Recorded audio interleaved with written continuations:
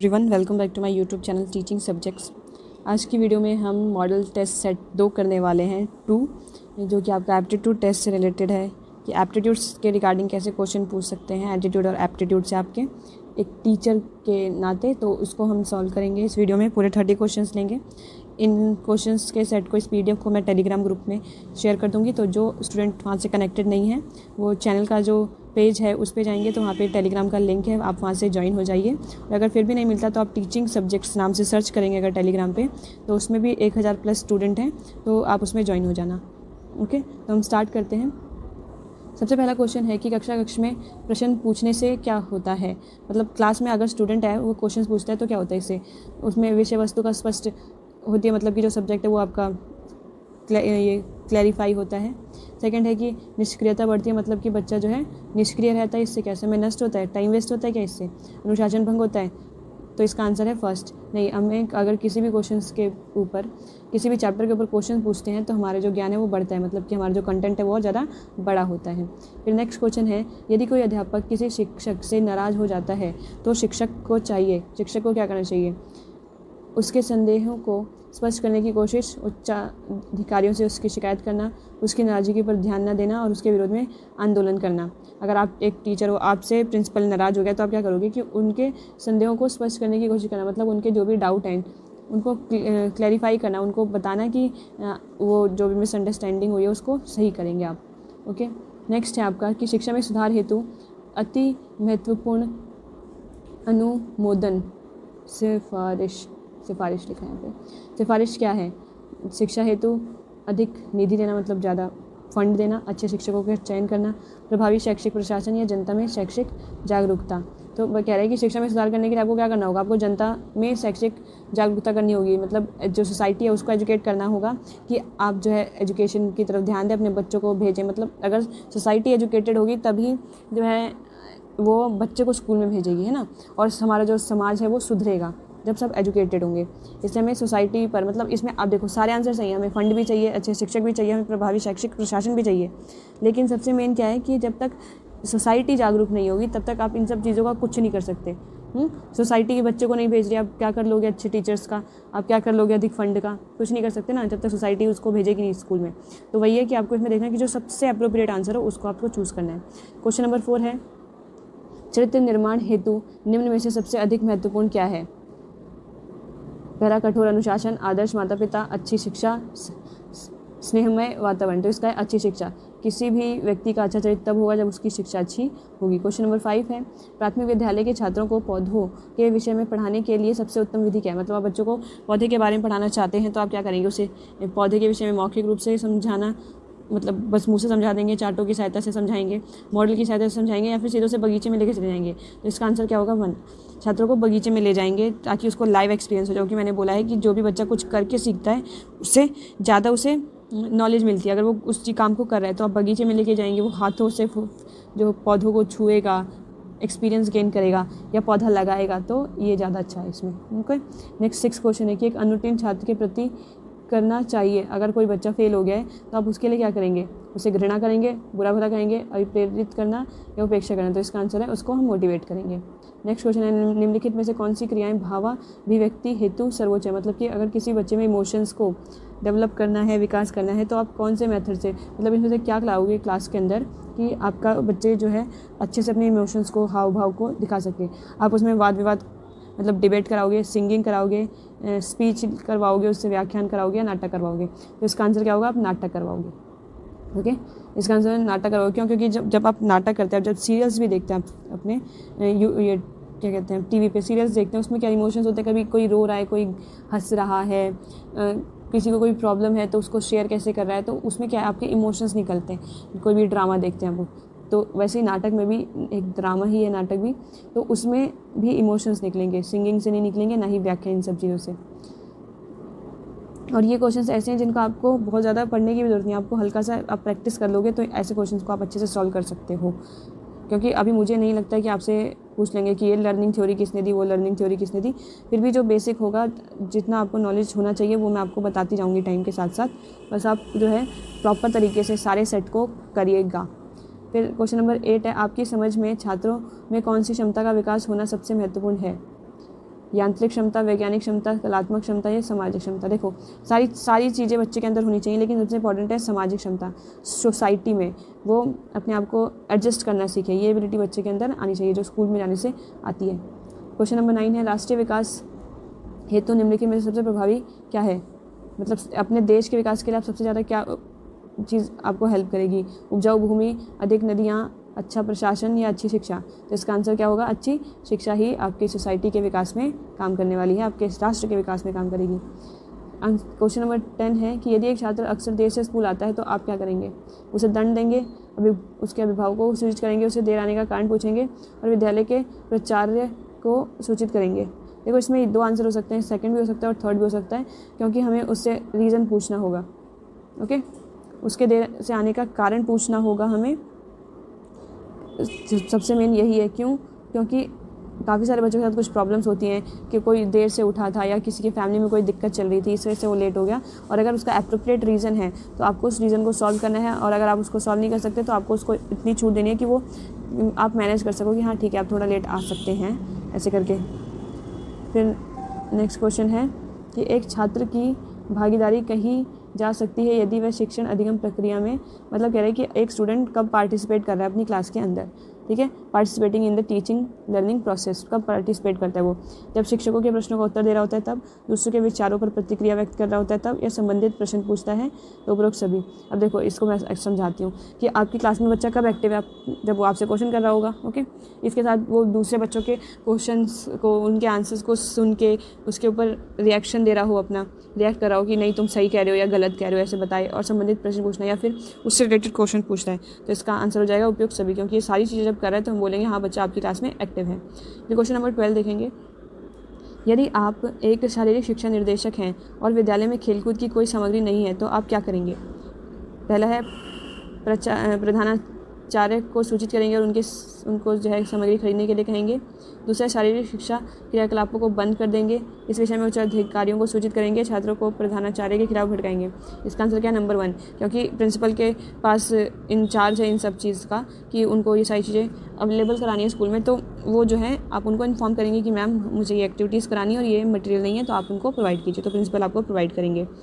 Next question है कि किसी कौशल को सीखने के लिए निम्नलिखित में से कौन सा सबसे अच्छा तरीका है? मतलब आपको कोई भी स्किल सीखनी है, कोई भी स्किल को सीखने के लिए आपको क्या करना होगा? देखकर, सुनकर, पढ़कर, कर। तो इसका आंसर क्या है? कार्य कर, जो कि मैंने आपको बोला है कि जब भी आप कोई काम खुद से करके सीखेंगे तो आप जल्दी सीखेंगे, बजाय कि आप उसे सुनते हैं और उसे देखते हैं या फिर पढ़ते हैं। नेक्स्ट क्वेश्चन 14, कक्षा में अनुशासनहीनता का मुख्य कारण क्या है? मीन्स कि आपकी क्लास में अनुशासनहीनता हो रही है, उसका क्या कारण हो सकता है? छात्र की क्षमता के बाहर होता है, असंबंधित होता है या बहुत सरल होता है। मतलब आप जो टॉपिक पढ़ा रहे हैं बच्चे को वो बहुत आप मतलब कि छात्र की क्षमता से बाहर है, मतलब बच्चे को समझ में ही नहीं आ रहा है। दूसरा, असंबंधित हो, मतलब इरेलीवेंट चीज़ आप पढ़ा रहे हैं और बहुत सरल हो और बहुत ईजी हो, तब इन 3 सिचुएशन में ही आपकी क्लास में शोर होगा। ओके, नेक्स्ट क्वेश्चन है 15 कि अधिगम के विकास में निम्नलिखित में से सबसे महत्वपूर्ण क्या है? आपके बच्चे को सीखना है, आपको लर्निंग करानी है उसको, तो सबसे इम्पॉर्टेंट क्या है? व्यस्त विद्यालय कार्यक्रम, मतलब कि बिजी हो, आपका पूरा स्कूल का शेड्यूल बिजी हो, अधिक पाठ्य पुस्तकें, ज़्यादा बुक्स हों आपके स्कूल में, अधिगम उत्प्रेरित वातावरण, या फिर आप बच्चों को मोटिवेट करने वाले, उन्हें स्टिमुलेट करने वाले इन्वायरमेंट को क्रिएट करते हैं, या चौथा, उत्सुक माता पिता। तो इसका आंसर क्या होगा? आंसर नंबर 3 कि हमने बच्चे को मोटिवेट करने वाले चीज़ें प्रोवाइड करानी है, माहौल देना है ऐसा कि वो मोटिवेट रहे और पढ़ने के लिए रेडी रहे। फिर क्वेश्चन नंबर 16 है, जब अध्यापक कक्षा में प्रथम बार प्रवेश करे तो उसकी बातचीत का विषय होना चाहिए। मतलब आप फर्स्ट टाइम अपनी क्लास में जा रहे हैं तो आप क्या करेंगे? विद्यालय का प्रधानाचार्य, विद्यालय का भवन, परिचय, पाठ्यपुस्तक। मतलब आप प्रिंसिपल के बारे में बात करेंगे, विद्यालय के भवन के बारे में बात करेंगे, परिचय मतलब अपना इंट्रोडक्शन देंगे, या पाठ्यपुस्तक के बारे में बात करेंगे। तो इसका आंसर है कि सबसे पहले आप जब जाओगे स्कूल में तो आप अपने बारे में बताओगे, आपका नाम क्या है, आप कहाँ से आए हो, आप क्या पढ़ाने वाले हो, आप कैसे पढ़ाने वाले हो, ऐसी सारी चीज़ें आपको बतानी होंगी बच्चों को। फिर 17 क्वेश्चन है कि ऑपरेशन ब्लैक बोर्ड जो था, जिसमें कि ब्लैक बोर्ड, हर स्कूल में ब्लैक बोर्ड की सुविधा प्रोवाइड करने वाला था ये, तो उसके अभियान जो है क्या करता है, तो इसका था प्राथमिक विद्यालय में मूलभूत सुविधाएं उपलब्ध कराना, श्यामपट्ट की सुविधा उपलब्ध कराना, शिक्षकों द्वारा श्यामपट्ट के सही प्रयोग हेतु प्रशिक्षण प्रदान करना, या प्रत्येक बच्चे को शिक्षा प्रदान करना। देखो ऑपरेशन ब्लैक बोर्ड था, तो इसमें ये तो था कि आपको ब्लैक बोर्ड प्रोवाइड करने, इसके साथ आप चौक, डस्टर, टेबल, कुर्सी, जो बेसिक चीज़ें हैं स्कूल को चलाने के लिए, वो सारी चीज़ें इसमें उपलब्ध करवानी थी। तो इसका आंसर होगा फर्स्ट। सेकंड नहीं होगा, क्योंकि जब फर्स्ट इससे ज़्यादा अप्रोप्रिएट है।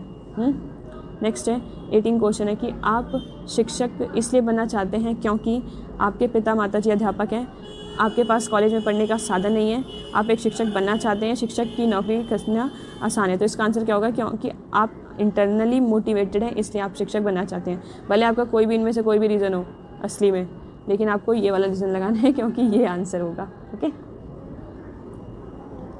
अब नेक्स्ट क्वेश्चन है क्वेश्चन 19। प्राथमिक विद्यालय के शिक्षक का प्रथम मुख्य कर्तव्य है छात्र शिक्षण, छात्र का आदर करना, छात्र को समझना, या छात्र को पुचकारना, मतलब उसको पैम्पर करना, प्यार करना। तो इसमें आंसर होगा आपका कि छात्र को समझना। आप अभी स्कूल में जाओगे तो आपको पहले स्टूडेंट को समझना पड़ेगा कि वो किस तरीके से सीख रहा है, उसके बाद ही जो है आप उसको पढ़ा सकते हो। इसलिए सबसे पहला काम है आपका उसको समझना। क्वेश्चन नंबर 20 है प्राथमिक स्तर पर उपलब्धि परीक्षण किसके लिए सबसे कम उपयुक्त है। मतलब कि आपको अचीवमेंट टेस्ट बना रहे हैं कि बच्चा कैसे मार्क्स लेके आता है, तो उसमें सबसे कम यूज़ कब होगा उसको योजना बनाने में, प्लानिंग। मतलब आप जब आप टेस्ट लेते हो तो आप टेस्ट के बाद आपको क्या रिजल्ट मिलता है, आप उसके बाद एक योजना बना सकते हो कि मैं नेक्स्ट कैसे पढ़ाऊँ, मार्क्स देख के बच्चों का कि उन्हें समझ में आया कि नहीं आया। प्रतिपुष्टि आप उसके बाद फीडबैक दे सकते हो बच्चों को कि आपको ये दिक्कत हो रही थी, इस क्वेश्चन को आपने गलत किया है, तो उसका प्रतिपुष्टि देगा, फीडबैक देगा, या फीडबैक मिलता है टीचर को भी कि मैंने जो पढ़ाया वो कैसा मैंने पढ़ाया। उसके बाद निदान, डायग्नोस करेगा, मतलब जो भी प्रॉब्लम देखी टीचर ने कि इस टॉपिक में बच्चे को दिक्कत हो रही है, तो वो उसको सॉल्व करेगा, निदान करेगा, उसको ख़त्म करेगा। या फिर नंबर 4 है कि भविष्यवाणी। तो देखो भविष्यवाणी का तो यहाँ से कोई रिलेशन ही नहीं है, अचीवमेंट टेस्ट से भविष्यवाणी क्या करेगा, वो प्रेडिक्शन। तो इसका आंसर है कि इसमें सबसे कम यूज़फुल क्या होगा, वो भविष्यवाणी करना, कि भविष्यवाणी का कोई रिलेशन नहीं है, मतलब बहुत कम रिलेशन हो सकता है कि वो बच्चे का अचीवमेंट टेस्ट कैसा है।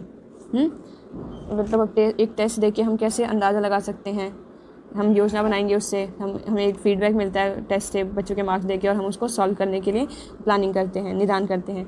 इससे भविष्यवाणी का कोई ज़्यादा रिलेशन नहीं है। तो इसमें आंसर होगा 4th, क्योंकि इसमें पूछा है कि सबसे कम उपयुक्त है वो है भविष्यवाणी। फिर क्वेश्चन नंबर 21 है अधिगम का संप्रेषण स्थानांतरण होता है जब समानता हो 2 कार्यों में, लिंगों में, सीखने वालों में, उम्र वर्ग में। तो इसमें है आंसर होगा इसका कार्यों में। और जब आप कार्यों में समानता होगी तभी आपका अधिगम का स्थानांतरण ठीक तरीके से होगा। फिर नेक्स्ट क्वेश्चन है 22। आप किस प्रकार के संग्रह करना पसंद करते हैं, मतलब आप एक टीचर हैं तो आप किस तरीके का संग्रह करना पसंद करेंगे।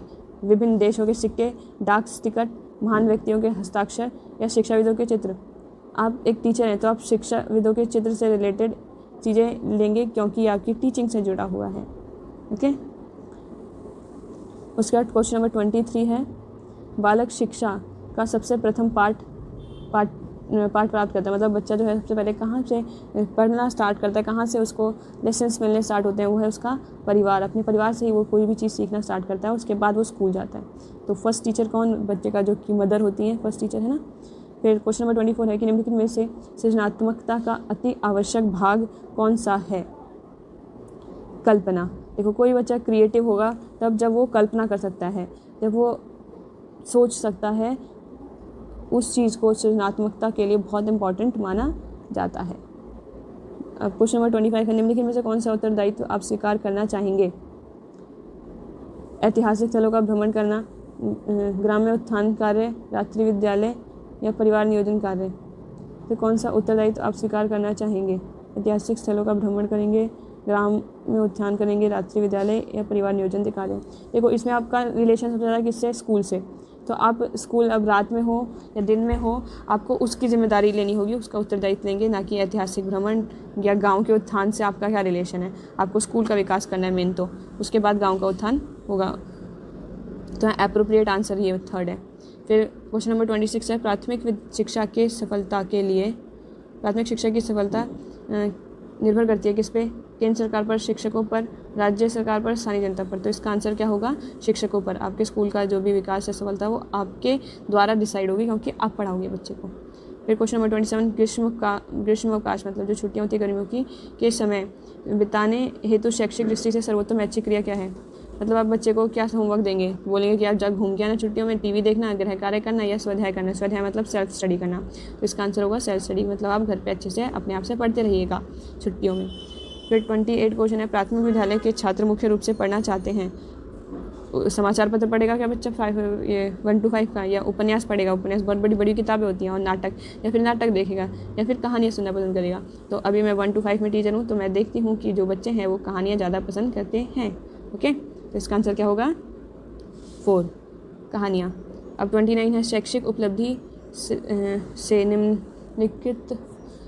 निम्नांकित में कौन सा सबसे कम संबंधित है। मतलब कि आपकी शैक्षिक उपलब्धि से क्या सबसे कम रिलेटेड है, मतलब आप कोई अचीवमेंट प्राप्त करते हैं तो उसमें आपके एक्सपीरियंस आपको हेल्प करते हैं, आपके प्रैक्टिस आपको हेल्प करती है, और आपका स्वाध्याय, आपका सेल्फ अधिगम हेल्प करता है, ना कि अनुवांशिकी। मतलब आपका जो हेरिडिटी है, जो माता पिता से मिला है, वो आपका यहाँ पे काम नहीं करेगा। यहाँ पे आपके एक्सपीरियंस, प्रैक्टिस और स्वाधिगम काम करेगा। लास्ट क्वेश्चन है क्वेश्चन नंबर 30 कि वैज्ञानिक अभिवृत्ति रखने वाला छात्र जो है वो कैसा होगा। योजनाबद्ध अध्ययन करता है, अच्छी नौकरी प्राप्त करता है, साहसी होता है, विवेकपूर्ण चिंतन करता है। देखो सारे आंसर सही हैं, लेकिन सबसे अप्रोप्रिएट कौन सा है, विवेकपूर्ण चिंतन करता है। तो जो भी बच्चा वैज्ञानिक अभिवृत्ति का होगा तो वो विवेकपूर्ण चिंतन करेगा। तो ये हुए आपके 30 क्वेश्चंस। नेक्स्ट क्लास में मतलब नेक्स्ट डे हम प्रैक्टिस सेट 3 लेके आएंगे, तो इसको आपको टेलीग्राम पे इसका PDF मिल जाएगा, वहाँ से आप लेके इसको प्रैक्टिस कर लेना। मैंने आंसर्स पहले से ऑलरेडी लगा रखे हैं ताकि आपको ऑनलाइन मतलब कि ये क्या कहते हैं फ़ोन में पढ़ने में दिक्कत नहीं होगी। ठीक है, okay, thank you, bye bye.